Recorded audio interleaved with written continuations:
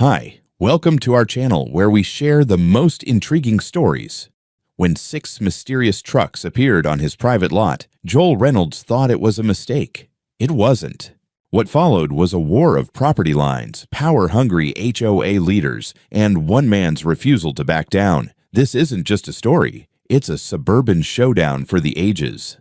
I arrived that morning just after 8. The air was thick with Georgia humidity, the kind that made your shirt cling before you even reached the front gate. I was sipping lukewarm coffee from a travel mug I should have retired a decade ago when I turned the corner and saw them.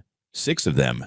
6 goddamn trucks, big boxy white monsters lined up like they owned the place, taking up every square foot of my concrete delivery pad in front of Warehouse 12B. Bright vinyl decals on the side read Cotton Ridge HOA, Community Development Initiative, as if putting HOA in big letters made trespassing look charitable. At first, I just stood there in the gravel lot, staring. I even blinked a couple of times like maybe I was hallucinating.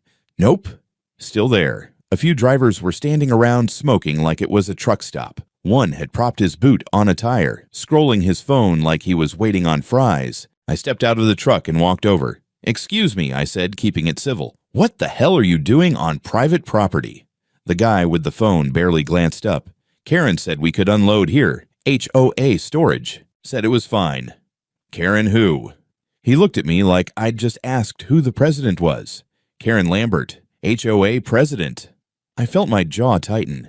I didn't know Karen Lambert personally, but the Cotton Ridge development backed up through the tree line behind my southern fence. I'd dealt with a few of their residents before, mostly polite but entitled. HOA types always had a habit of forgetting that not everything was under their control. "This is not HOA land," I said, gesturing around me. "This is my warehouse complex. I own it outright. You're parked illegally." The driver shrugged. "Boss lady said it was all good. Said you wouldn't mind for a few days." Of course she did. I went back to my truck, pulled up the site security app, and scanned the camera logs. The front gate had been opened with a generic delivery code. Not uncommon, some of my long-term renters used that code when they had scheduled drop-offs, but none of them had trucks arriving today. Not even close. I dialed the HOA office line listed on their website. Straight to voicemail.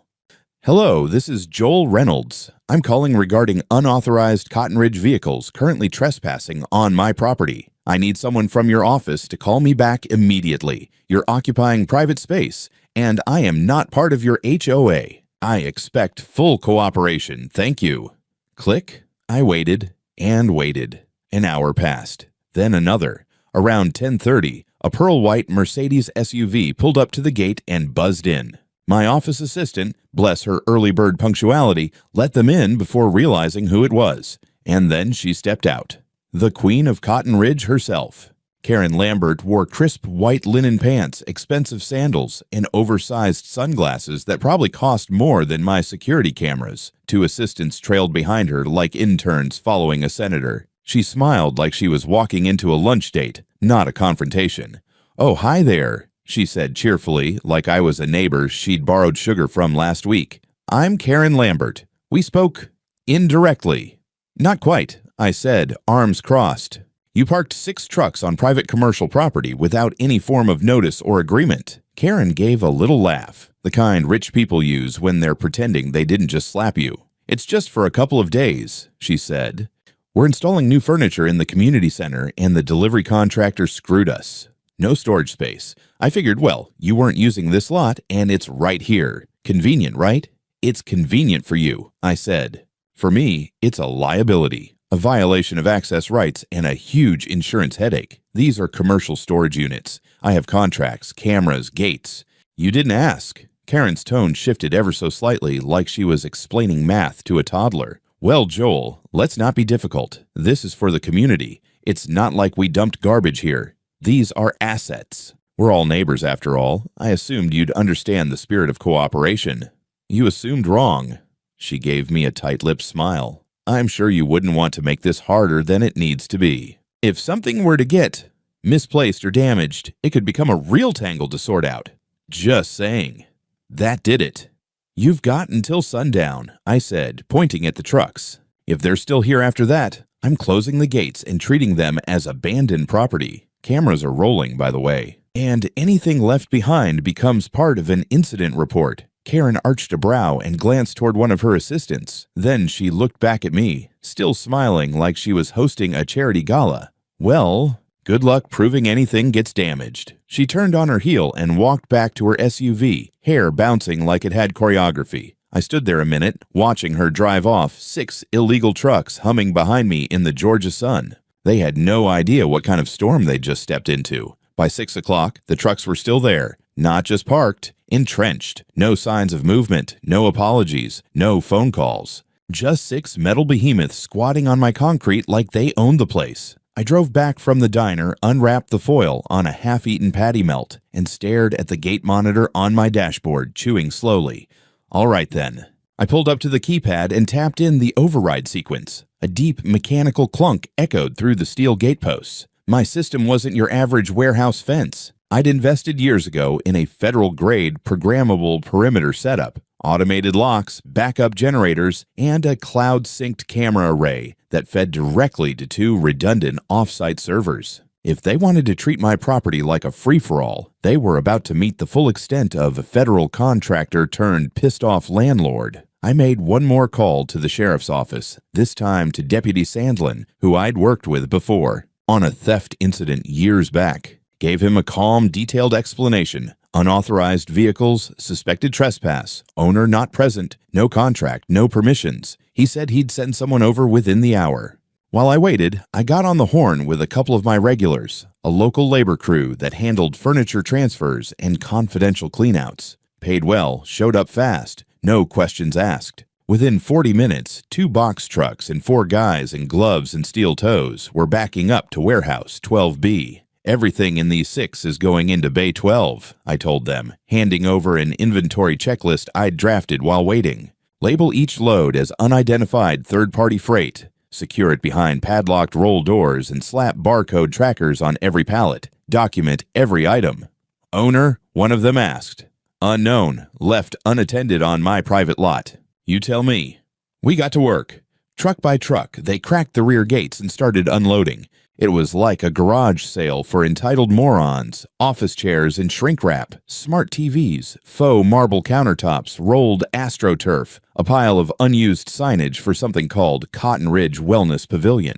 Not a single shipping manifest in sight. No labels, no claims, just a chaotic mess of HOA hubris. As each truck was emptied, I documented the process with my phone, my warehouse cams, and a handheld 360 degrees camera I usually saved for insurance audits. I wasn't taking chances. By 8:30, everything was offloaded and sealed. I keyed the security doors to lockdown mode and set temporary access permissions to owner only. Then I shut the front gate and engaged the motor lock. No trucks, no access. When Deputy Sandlin arrived, I was waiting for him with a USB drive, a fresh cup of black coffee, and a stack of printed stills showing the trucks entering the property. I greeted him with a firm handshake. "Evening, Joel," he said, eyeing the now empty parking lot. "So this is the HOA situation?" "Cotton Ridge decided my lot was the community junk drawer," I said, handing over the drive.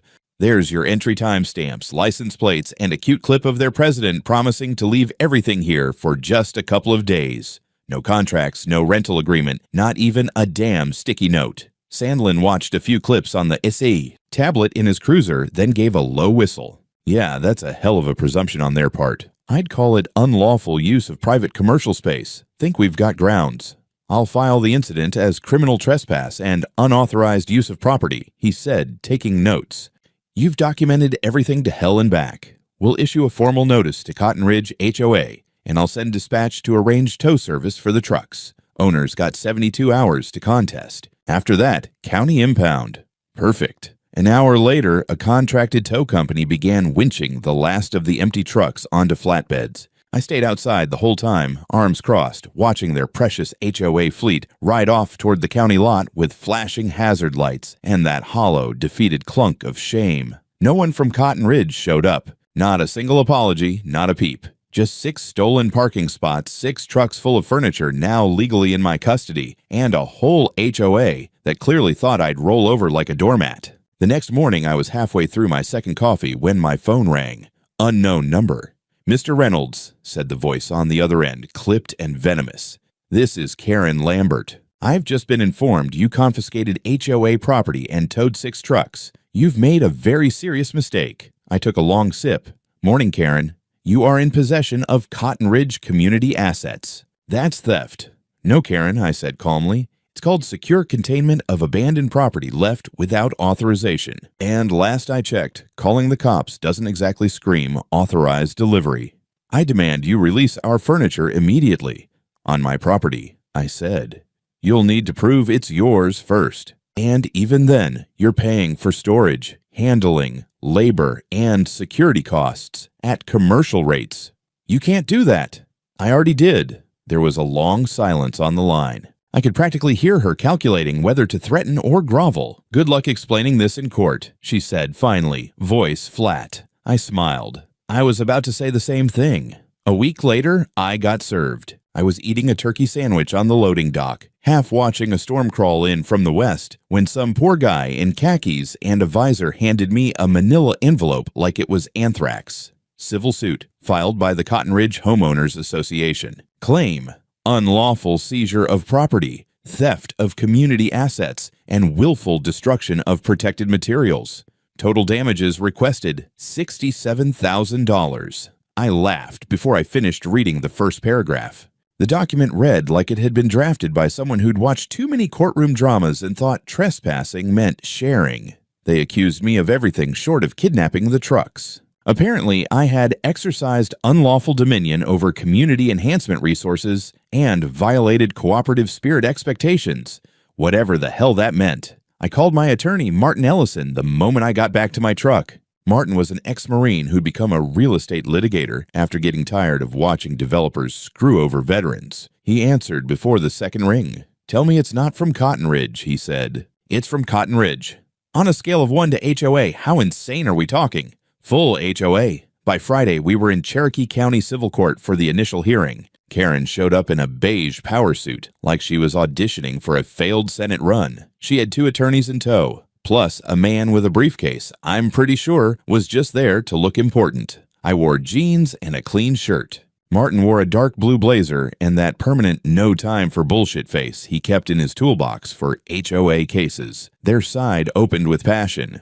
Karen's attorney, a stiff with shiny shoes and 0 neck, claimed I had violated community trust, seized property without due process, and caused irreparable distress to the development timeline of a vital community facility. He actually said that with a straight face. Karen sat behind him with her legs crossed, chin high, like she was waiting for an apology that would never come. Martin stood up, adjusted his cuffs, and began with the phrase, "Your Honor, this is a masterclass in suburban delusion." Then he laid it all out: video footage, gate logs, lack of written permission, photos of the trucks, timestamps, the fact that I had followed protocol for abandoned property on private land, Georgia Code Title 44, Section 12. He even showed the court the digital inventory we'd created when unloading the items, all labeled, sealed, and untouched. Karen's team scrambled, trying to claim I knew the property was theirs and had refused all attempts to mediate. The judge raised an eyebrow. "Did you attempt any contact before leaving the trucks?" Karen leaned into the mic. "I believed it was implied cooperation." "Ma'am," the judge said slowly, "property law doesn't run on implication." Then came the twist. Just when we thought the hearing was winding down, Karen's second lawyer stood up, holding a rolled-up document like a magic scroll. "Your Honor, we have reason to believe that Mr. Reynolds's warehouse facility is, in fact, within the original boundaries of the Cotton Ridge development, designated as a utility buffer zone on the 1994 preliminary zoning map." The courtroom went quiet. I turned to Martin, who blinked once and whispered, "Well, that's a new one." Karen looked smug again. Her lawyer continued, explaining that due to clerical oversight and historic misfiling, my property may have technically been part of an HOA expansion plan approved back in the Clinton era. They requested an injunction, immediate halt on all further actions involving the stored materials until land status could be clarified. The judge, to my surprise, granted it. "You've got 72 hours to provide documentation," the judge told me. "If there's a zoning discrepancy, we'll need survey verification." Outside the courthouse, Karen strutted past me like she'd just sunk my battleship. "Old boundaries are still boundaries," she said sweetly. I'd double-check your title if I were you." Martin and I didn't say anything until we were in the truck. He looked out of the windshield for a moment and muttered, "She's throwing spaghetti at the wall, but if any of it sticks, we'll need a damn good surveyor." I spent that night drinking cheap bourbon and flipping through every property file I had stored in my gun safe. Deeds, plats, surveyor's maps, every dry government PDF I'd ever filed since buying the lot back in 2007. It was all there, in black and white, stamped and notarized. And yet, in court, that smug lizard Karen had managed to toss a 30-year-old zoning map onto the table like it was Excalibur. The next morning, Martin got me in touch with a geodetic survey firm out of Atlanta. Small outfit, highly rated, mostly ex-military guys who didn't mind crawling through briars with laser scanners.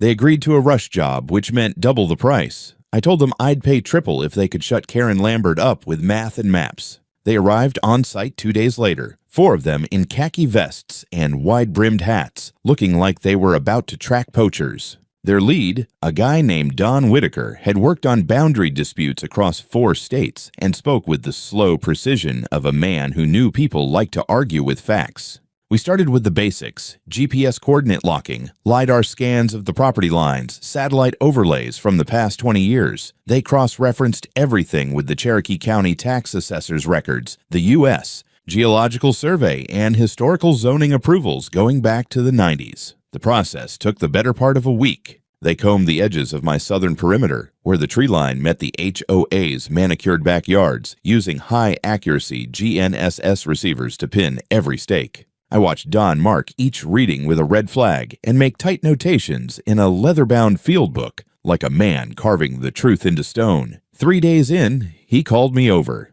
"Mr. Reynolds," he said, pointing to a digital topographic render on his tablet. "Your property line stops here, just before the slope. Everything south of this belongs to Cotton Ridge. Everything north, including your warehouse, driveways, and the entire concrete pad, is 100% separate."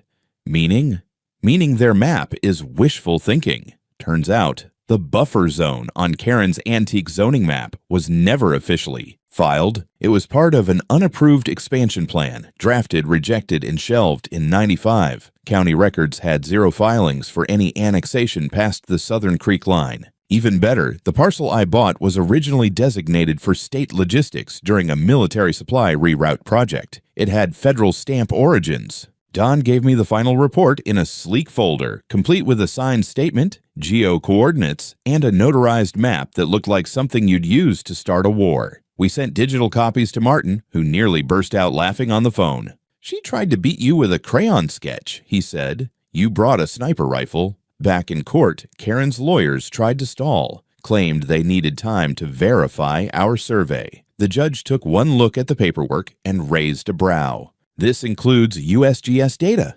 "Yes, Your Honor," Martin said. "And a federal origin parcel trace." Karen sat still as stone, her mouth tight, hands clasped like she was praying to the HOA gods. The judge ruled swiftly. "Cotton Ridge HOA has no jurisdiction over Mr. Reynolds' property. The attempted claim of boundary inclusion is unsupported and administratively false." Boom. With that, the injunction was lifted, and I was formally cleared to proceed however I saw fit with the property, including the impounded goods. HOA's entire legal theory had just evaporated like piss on pavement. Outside the courthouse, Martin shook my hand. "They're going to scramble now," he said. "You pulled the rug out mid-step." I nodded, watching Karen across the lot. She stood beside her Mercedes, arms crossed, talking furiously into her phone. Her posture said power, her face said panic. I got in my truck, closed the door, and for the first time since this whole circus started, I smiled without a trace of tension. They'd tried to shift the ground beneath me. Too bad I'd already fortified it. It was just past 2 in the morning when my phone buzzed. Not a call. A silent alert.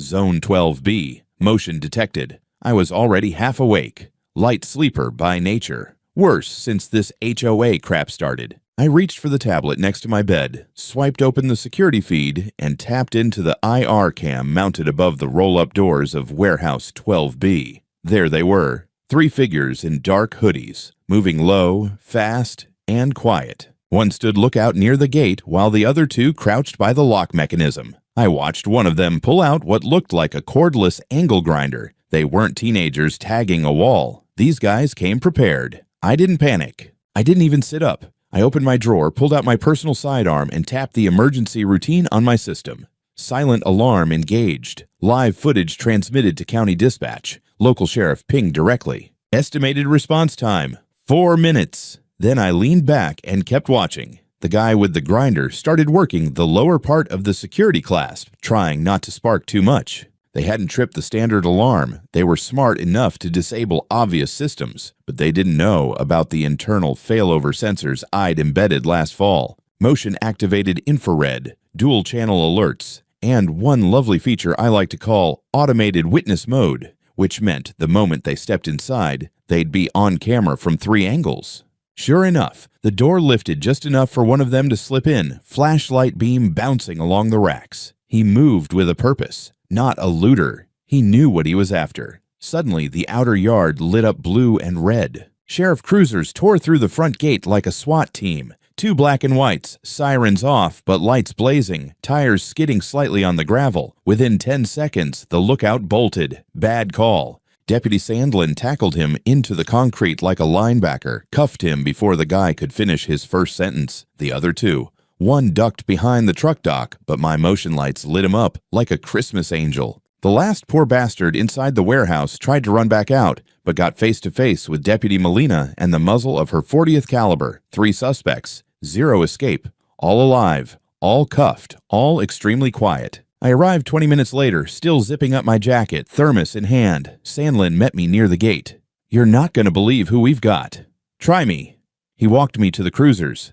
2 of the men were already in the back seats. One was wearing a work shirt with a logo I recognized. Henson Property Services, the contractor Cotton Ridge had used for the last community lawn project. Another guy had HOA security tags still on his belt. And the third was standing beside the cruiser, handcuffed, eyes low. Jerry Lambert, husband of Karen, HOA's unofficial enforcer, though technically just community compliance assistant. Also, idiot. I let out a sharp, humorless laugh. Guess the family that sues together breaks and enters together. Sandlin gave me a tight look. "You pressing charges? You even need to ask." We spent the next hour walking the scene. They'd cut through a section of rear mesh, avoided the camera poles, jammed the front keycode panel, but none of it mattered. Every step inside 12B was recorded. Every breath, every glance at the inventory, audio, night vision, high res. And best of all, once they'd entered, the system had triggered a live upload to my cloud archive and the sheriff's secure channel. Nothing was getting buried. Back at the cruiser, Jerry finally spoke. "It wasn't supposed to go like this," he muttered, as if that helped. I stepped closer. "You broke into private commercial property with tools, intent, and a team. You knew what was stored inside. That's not an accident. That's a plan." He looked away. "Your wife send you?" No answer, just a twitch in his jaw. Sandlin stepped in. "They're being booked tonight. Burglary, trespassing, attempted theft, possibly conspiracy. We'll know more when we go through the phones." As they hauled the men off, I stood in the middle of my lot, arms crossed, letting the adrenaline settle. They weren't just petty. They weren't just arrogant. They were desperate. And when people like Karen start losing control, they get dangerous. The next morning, my phone lit up like Times Square. Not just the sheriff's department, but reporters, attorneys, even some guy from a local HOA watchdog blog called Suburban Tyrants. I hadn't had that much attention since a Pentagon logistics snafu back in '08. This time, the battlefield was concrete, and the enemy wore yoga pants and pearls. Sheriff Sandlin called me first. His voice was colder than usual. We pulled Lambert's phone. "You're going to want to hear this." I drove straight to the precinct, where he and a detective from the property crimes unit walked me through a series of texts and call logs taken from Jerry's device. I didn't even have to scroll far. Less than 24 hours before the attempted break-in, there was a message from Karen Lambert, sent from her personal number. "Take care of it, quietly. Get our stuff back. Don't let it sit in his storage any longer. He wants court. Give him a break-in instead." Another one, time-stamped 30 minutes later. "Don't text me after. You were never there. If he calls the cops, we'll say it was a misunderstanding." There it was. No ambiguity. No wiggle room.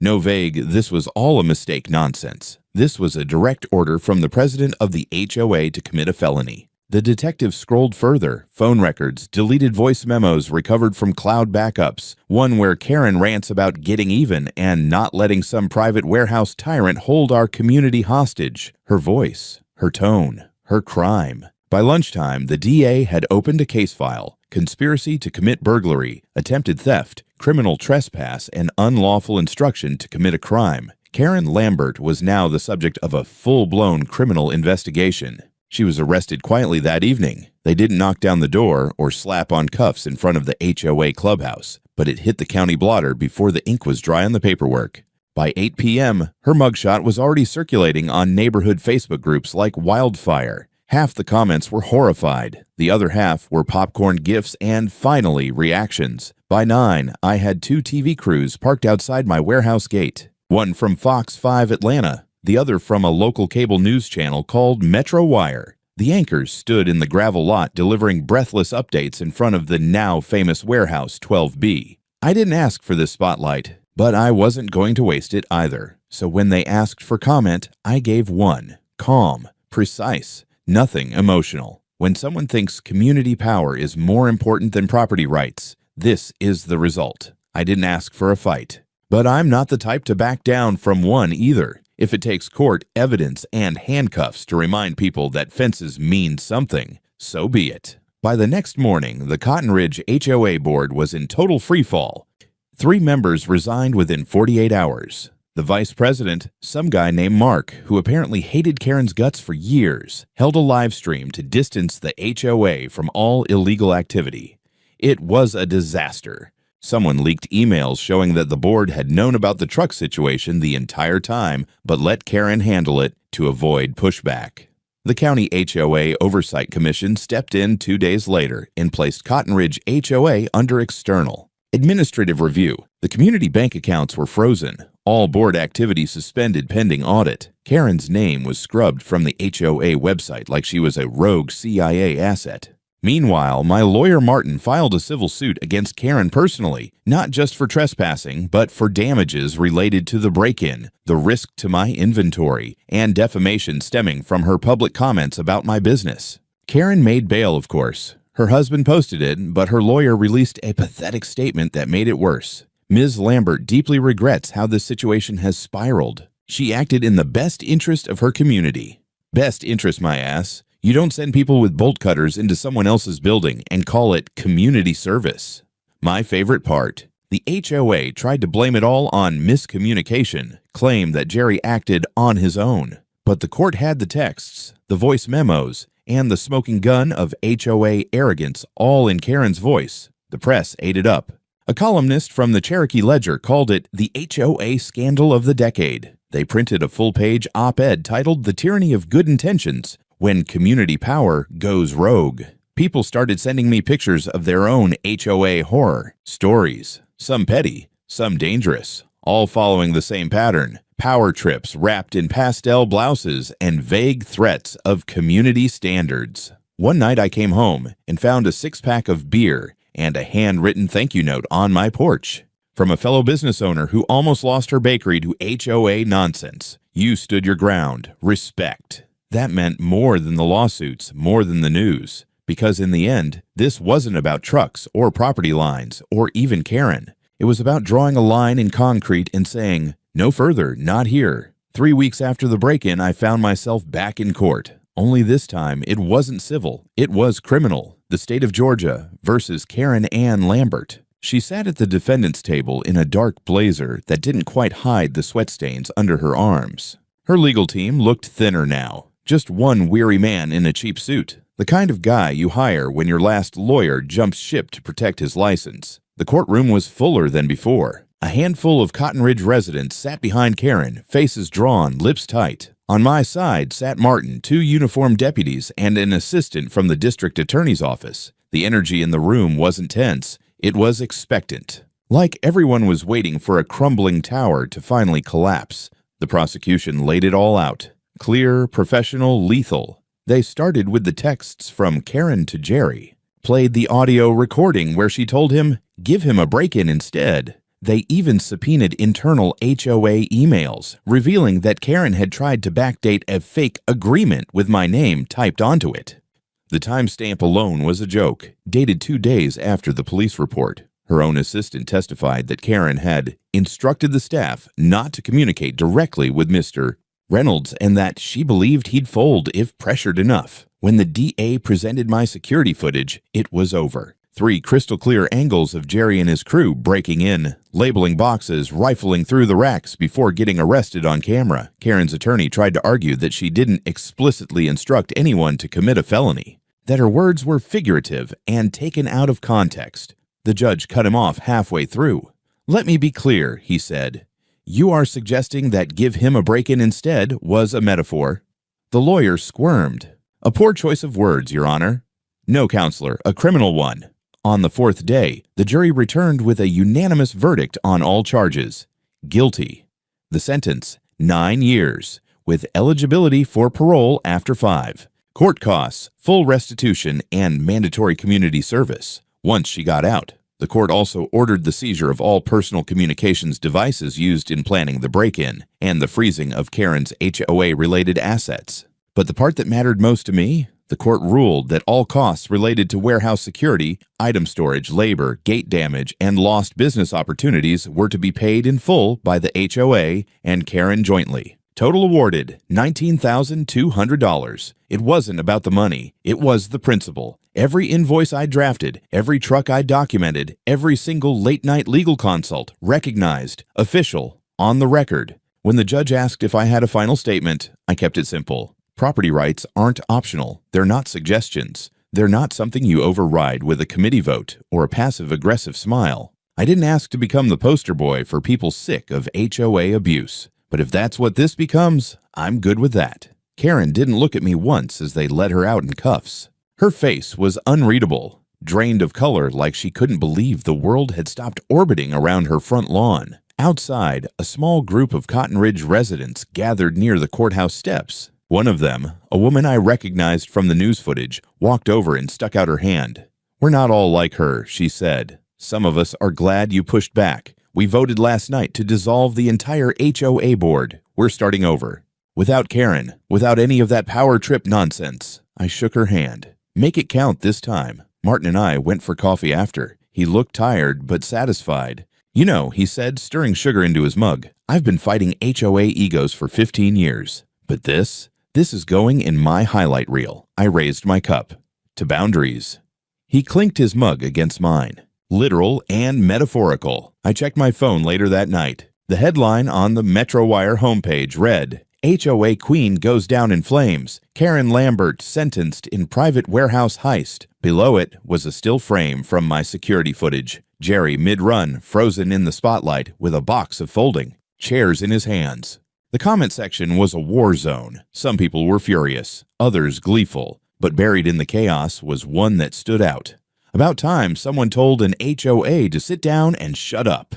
Damn right. A month after the sentencing, I put up a new sign on the outer gate of my property. "Private storage zone, contract access only. Trespassers will be recorded, charged, and exhibited in court." Underneath it, smaller letters read, "Not available for HOA cooperation, ever." Some folks thought it was overkill. Others stopped by just to take selfies with it. I didn't care. I wasn't in the mood to be generous anymore. The last few months had taught me more about modern entitlement than 10 years working in military logistics. You give people a little flexibility, and they assume they're entitled to the whole damn runway. Cotton Ridge looked different now. The HOA was effectively dissolved under external audit. A temporary administrator appointed by the county was going door to door collecting feedback from residents. Last I heard, they were considering converting to a voluntary neighborhood council instead. No dues, no board, just communication. I didn't have much stake in it. I still lived a few acres out of their reach, behind a stretch of pine and a fence built to withstand small arms fire. But every now and then, I'd spot former HOA residents driving past the lot, slowing down near Warehouse 12B. Like it was a tourist attraction. The stuff we confiscated, eventually after legal clearance, I let the county auction it off. Proceeds went toward covering sheriff's department costs and legal expenses, with the leftovers funneled into a small business protection fund. That was Martin's idea, and frankly, A damn good one. I never reopened 12B to neighbor rentals. Not after that mess. It was now on long-term lease to a regional electrical contractor who needed secure storage for transformers and spools. Reliable folks, no politics, pay on time, don't demand free space for the good of the community. The warehouse had never looked better. As for Karen, she'd appealed the sentence, of course. Got denied. Her name now trended in HOA reform forums as a cautionary tale. The Lambert precedent, they called it. Urban planners and real estate lawyers cited it in blogs and LinkedIn posts. I got invited to speak on a podcast titled Don't Tread on My Driveway. I declined. I wasn't interested in becoming a suburban folk hero. I just wanted people to stay on their side of the line, literally and legally. That said, I did end up forwarding all the court materials to the National Association of Independent Storage Owners. Their legal department requested permission to use the case as a training scenario for dealing with hostile third-party use of commercial space. I gave it to them for free. The morning I handed over the files, I stood in front of Warehouse 12B and watched the sun come up over the tree line. The asphalt still had faint marks from where the HOA trucks had parked, though rain and time were starting to wash it away. In their place, I had stenciled 2 words in yellow paint near the bay doors: Evidence Zone. My idea of a reminder, not for them, for me. Because the next time someone like Karen Lambert rolled up with a clipboard and a smile, expecting to bend rules with a favor and a flinch, I wouldn't argue. I wouldn't explain. I'd just point to the sign and maybe, if I was feeling generous, offer them a copy of the court ruling, framed.